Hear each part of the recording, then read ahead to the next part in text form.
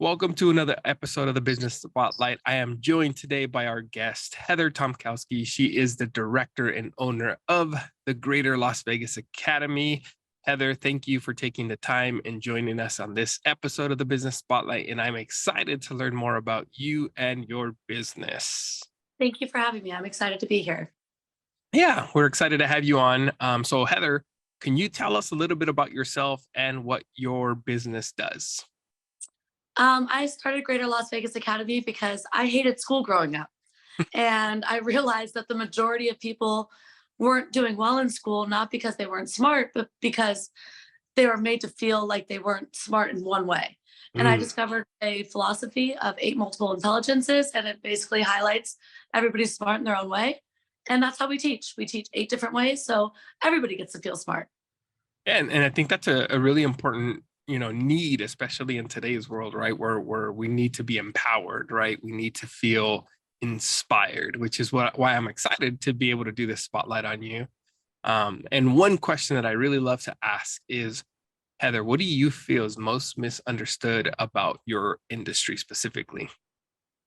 I think the most misunderstood thing about especially preschool is we're just babysitting all day.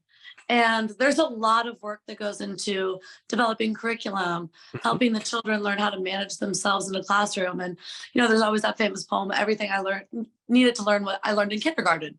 And I think that that's a large majority of a child's foundation is how they respond to a classroom in preschool, kindergarten, and first grade sets them up for success the rest of their educational journey. Mhm. And we need to make all the children feel smart, welcomed, and loved when they come into the classroom. Yeah. And yeah, we're not babysitters. Right, right. No, and I think that is an important part, right? Because it's at a really young age where we develop those important vital skills, right? And I know the way I grew up, right? It was a struggle for me to learn how to read. Growing up as a kid, my parents weren't as involved as we are in today's society with our kids. And in teaching them those fundamentals at a young age can expedite, their adulthood massively. Absolutely. And actually, I'm glad you brought that up because I struggled with reading my whole life. I had slight dyslexia that wasn't diagnosed until my senior year of high school. Mm, And I didn't realize that my struggles were not because I didn't know how to read, but it's the way that we were being taught. mhm. Honestly, we were taught a lot of sight words, a lot of memorization. And when I started working in another private school when I was 23 years old, I credit them for teaching me how to read. I learned rules, phonics-based reading programs, and how to put it together with songs and games and Right. activities. The only thing I didn't like was it was a little too rigid and strict. Mhm. Children need to talk and wiggle and be a part of their education. And I just wanted to make sure that if a child needs to stand up to do their math homework and wiggle at a desk, they can stand up. They're not hurting anyone. Right. And I think that children sitting still for 6 hours is an unrealistic goal. Mhm. And a lot of their day is just them trying to keep their body still and not participating in their education. So I think that that was one of the biggest factors was learning how to read is a huge struggle. And I mean, you put a couple flashcards out, you have A and T, and you give the child a toy car, and you're going, make the sound of the car, but you're going to make the sound of the letter. And you're going, as they're reaching each letter. You make sure that you include things that that child enjoys Yeah. in the process. And flashcards are not effective. Yeah. Yeah. And you're right. Right. Like it's understanding their learning style. And something you said that's really important is, yeah, we are taught at a young age. We have to sit still for 6 hours in order to learn. Um, And not speak or participate unless your hand is raised, which is yeah. a little ridiculous when you really look at a child that's 5 and 6 years old, and then so many of them are being diagnosed with learning problems and disabilities. And honestly, it's because they're not getting creative in the classroom Mm, and there's not enough resources in the classrooms. And a lot of the times, I mean, I know I went to school out here in Las Vegas and we were overcrowded. The teachers were not given the tools that they needed. So a lot of it was just them trying to get through the day. And when I opened up my own school, I was a teacher first. So I knew having 26 kids is not realistic. And making sure that the teachers had everything that they need from paper and pencils, which you think is like ridiculous, but teachers aren't even supplied with paper Yeah. and basic tools to teach. So all of our teachers are supplied with everything from art supplies to learning materials. We purchase all of the materials from the school so that that teacher's not spending their hard-earned money out at, Target on the weekend, and they can enjoy their money. But also too, I give all of my teachers free childcare and Mm, free education for their children. I think when their kids are involved in the school, the teacher is going to be more actively involved as well because their child goes there and they want their child to have a gardening club and a kitchen science room and an art club and rocket science and all these things. So I think that that's a large part of it. Is a lot of schools, especially private schools, will charge the teachers tuition. mm, And to me, I don't believe in outwardly charging teachers who are already working hard for you extra money for hmm. their child to go there. Yeah. Yeah. And it's just creating a community of people that care about kids.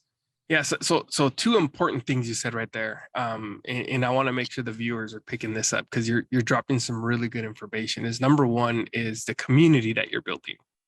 Number two, it's the culture you're creating, right? By Yes, by allowing them to have their kids involved, it allows them to empower themselves to want to work even harder because now they know, hey, my kid's here. How do we make this the most successful academy for the kids, right? absolutely. And I think that that's just a large part of when you're a business owner. A lot of people think that you should be like trying to earn as much money as possible. Every dollar that we've earned has gone back into that school. Like, I'm not one of those CEOs that's driving a fancy sports car. I've taken every dollar and reinvested it back into our school, back Mm, into our teachers, giving them Christmas bonuses and things to make sure that they feel appreciated because it is a very undervalued and underpaid industry.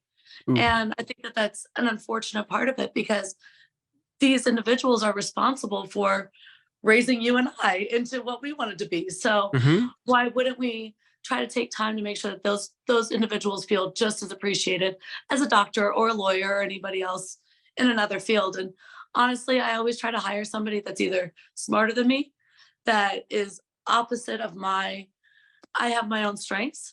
I'm not organized. I don't have some of those skill sets that I'm always trying to hire people that are different than I am. Yeah. And creating an environment like that allows everybody to feel welcome. And the children walk in and they have an art teacher that loves art, but also too, like, teachers in elementary school and below are forced to teach all the subjects. Right. Like, I'm not great at math. I can honestly admit that is my downside. So for me to stand up and teach a math lesson, I'm not going to give it the same passion that I would teaching something else. Mhm. So we have specialists that teach each lesson, and those teachers are happier because they love math, they love reading, they love art, and they're putting their whole passion into it as well. So I just think as a business owner as a whole, you have to really look at your strengths, offset them, and try to hire people that are smarter than you Yeah, that's and better. massive. Oh yeah. So again, yeah, slow down to chop it up, but you said a lot of really great things here. And number one is you're not the smartest person, so you surround yourself with even smarter people that brings everyone up, right? And Absolutely. and and delegating to each other's strengths, right? We in doing a SWOT analysis, right? So what you did is your areas of weakness, so you hire someone who's stronger in that area, right? Absolutely. And I Opportunity. admit to them all the time, I make 4,000 mistakes a day. I'm not perfect just because I own the place, and I want their feedback and I want their Mm, constructive criticism of things that I can do better because I'm not always going to know the right answer. But by discussing it, by getting feedback, and not just because you own something doesn't mean you're going to be the best at it. I was just willing to gamble.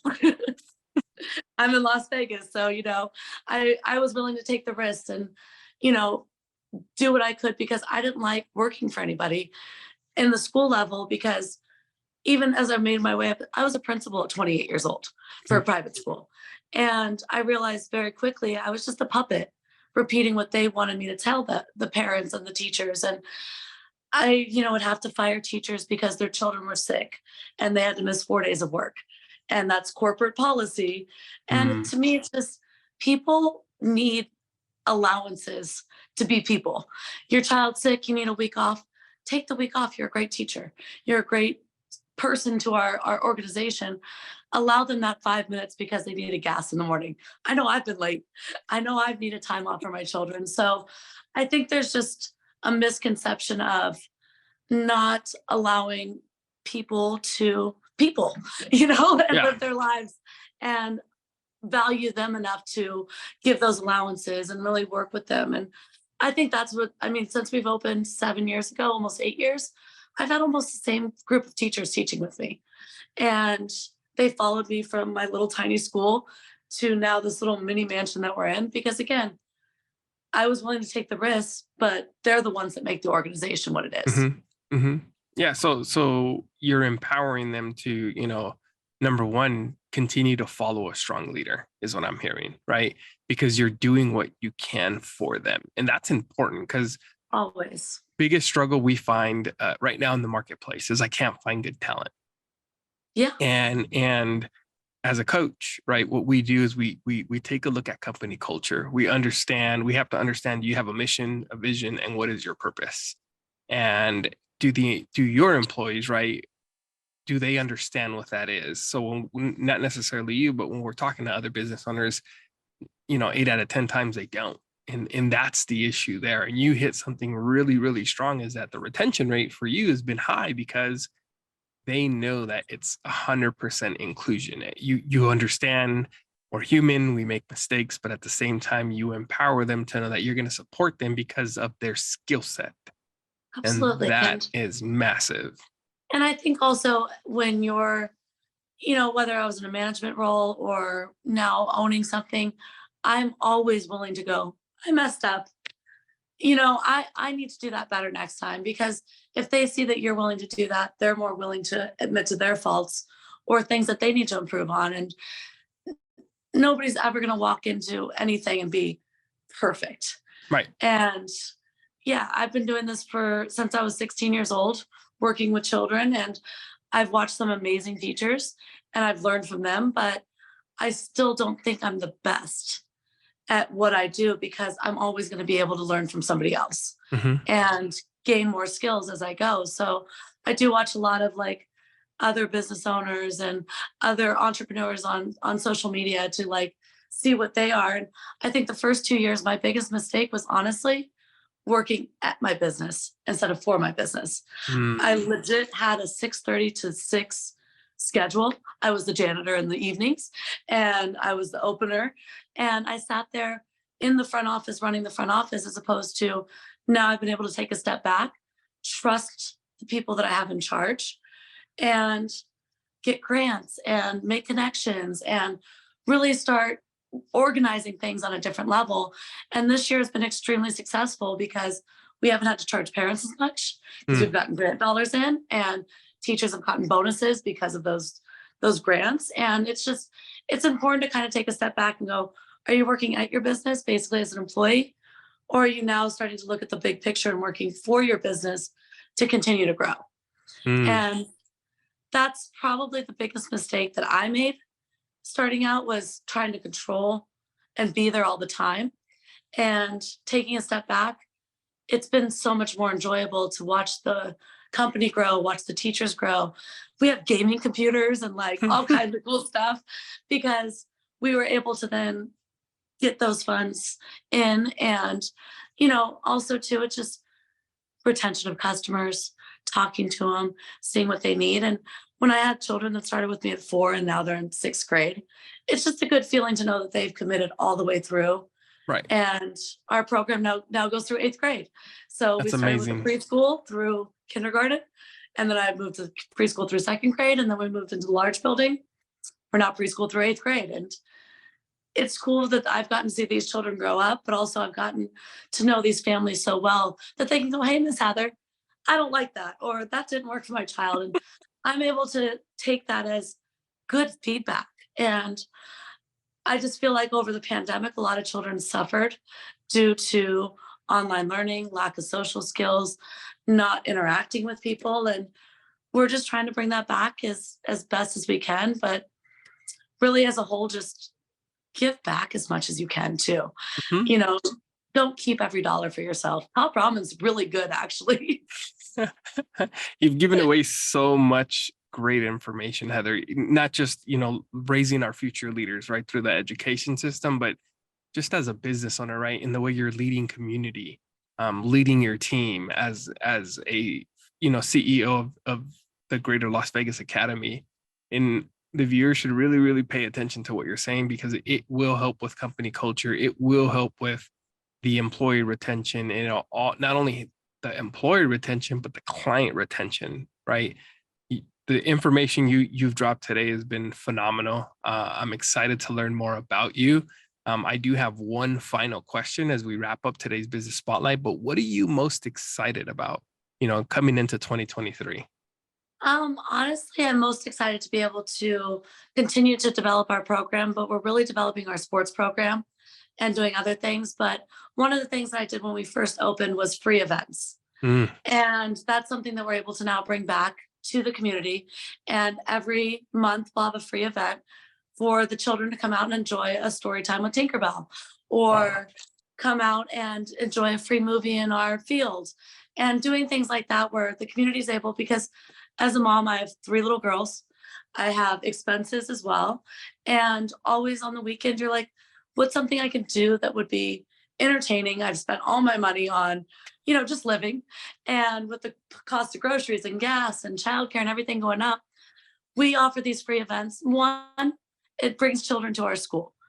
And if they're interested, they'll talk to me. If they're Right. not interested, you got to see Tinkerbell and do a story time and plant flowers with, one of our princesses. But just doing the free events and getting back into the community and bringing people back to our school has been one of the best things that I've seen so far in 2023. And I just look forward to continuing to do those things, because honestly, the best marketing you can do is free events. Mhm. Give people something, give them a small taste of what you do on a daily basis. Right. And if they like it, they'll come back to you and they'll buy into your services. Mhm. And maybe they don't buy into your services, but they'll tell 3 friends about this cool event that they did, and their friend has a preschooler and they're looking for something.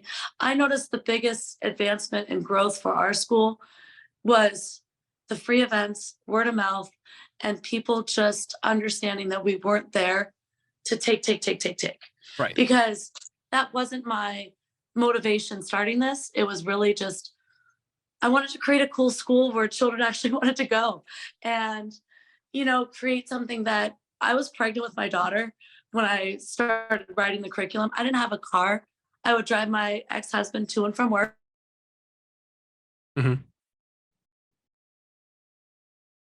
on the library computer, all of my ideas, because I believed so much that this would happen with no money, no car, no computer, and just wanted to make something that the little one growing would want to go to. And she was 16 months old when I started my school, and she's been with me ever since. And she's 8 years old now. And she loves school and she loves going there. And that's the greatest joy that I can see, is seeing my children now go to the school that I created. Yeah, and that's amazing, because it's definitely needed, because this will spark into something bigger from outside looking in, and I'm excited for the Honestly, I future. want to be doing what you do and help other school leaders just understand, because a lot of people start schools with a background in teaching. But honestly, I grew up with a huge background in marketing and sales. Mhm. Um, Side note, like, I worked at the swap meets when I was 10 and 12 years old, working booths and talking to people. And sales was a large part of what my dad taught me Right. in various ways. And you have to be able to sell yourself, sell the product you've created, whether it's a service or a physical product, Mm, and believe that what you're telling people you're going to deliver. And that's one of the things that I think kind of was able to push us ahead, right. with not a lot of money, just a lot of just now marketing, sales, and business sense, as well as understanding teaching and children. And that's where a lot of people, they're experts in their one field, but they don't know how to encompass the rest of what they Mm, need in order to get to that next level. right, right. And again, I think we can continue this conversation for a while. I do appreciate you being on this episode of Thank you this so business much. I spotlight. appreciate it.